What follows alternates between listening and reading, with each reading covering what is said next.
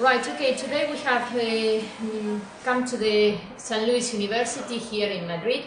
The Political Science Department has organized a conference about Europe's multiple challenges, how to avoid the shipwreck.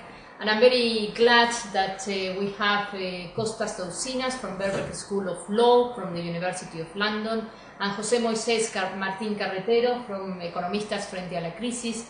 Today in the morning we have discussed the consequences, the political and economic consequences of anti-austerity movements and the political and economic consequences of austerity measures here in Europe. And so I would like to ask first, Costas, you mentioned this morning that to what extent democracy is compatible with capitalism. This was one of your main pillar of your presentation, and I would like you to expand a little bit more on that.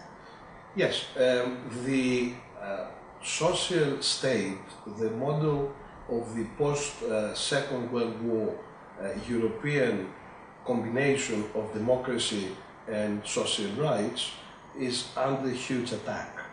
And I mentioned that the principles of distribution of the output, of the economic output of a country are on the one, the market principle based on marginal productivity and the decisions of the market represented in prices, and on the other hand, the principle of social justice, which is much more flexible based on the ethics and the ethos of a particular country, and mainly expressed in democratic decisions, including elections. Now, the social state had combined those two principles and allowed, I think, the populations of Europe to correct the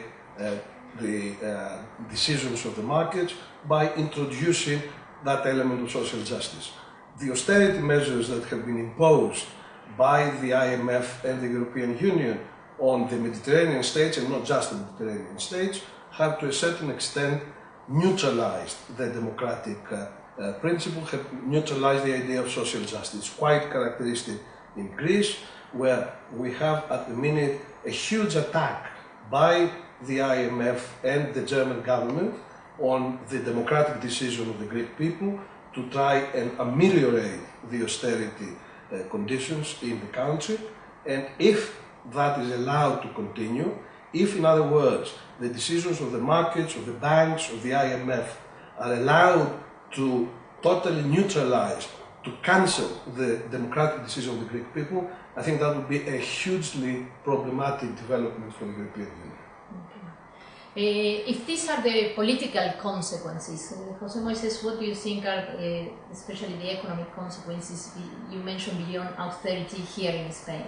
Well, our point is that the austerity measures didn't succeed to create a more balanced economy. That means that the main macroeconomic variables are more or less in the same situation that we had before the austerity measures.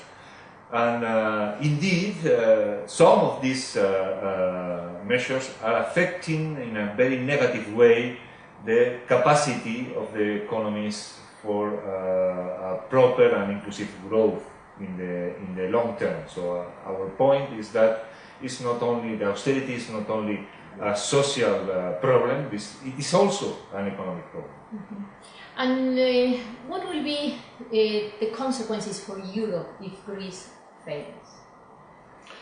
I think the consequences will be quite catastrophic. It seems to me that the European Union is in a long-term process of decline, with, of course, the developing world, I think, taking the central stage in terms of economic growth, in terms of the ability to create jobs and so on, or to absorb the jobs that are being lost here in Europe.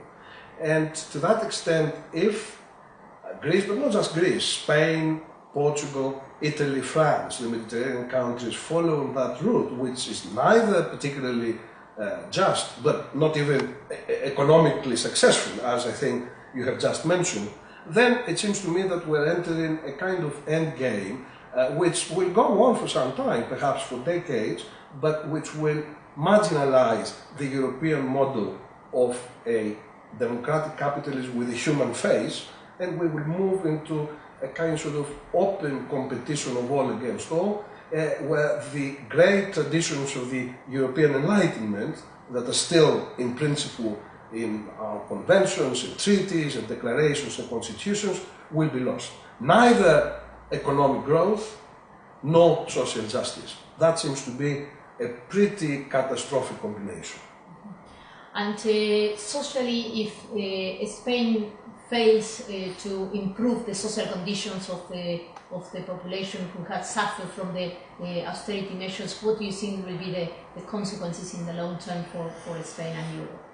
I think that Spain is, with Greece, are some of the best examples that the future of the European Union can show to the world. That means that if Spain fails to recover some kind of social cohesion, to recover some kind of democratic equality, we will have some kind of long-term of decline without social justice and probably with a lower level of democratic quality. That means that at the end of the day, these are in some way the forefront of the future of the European Union if we don't change the orientation of our policies. Okay, thank you very much, Kostas, and thank you very much, Jose Moises, for coming to St. Louis University to discuss and debate the future of Europe. Thank you. Thank Thank you you. very much. Okay, thanks.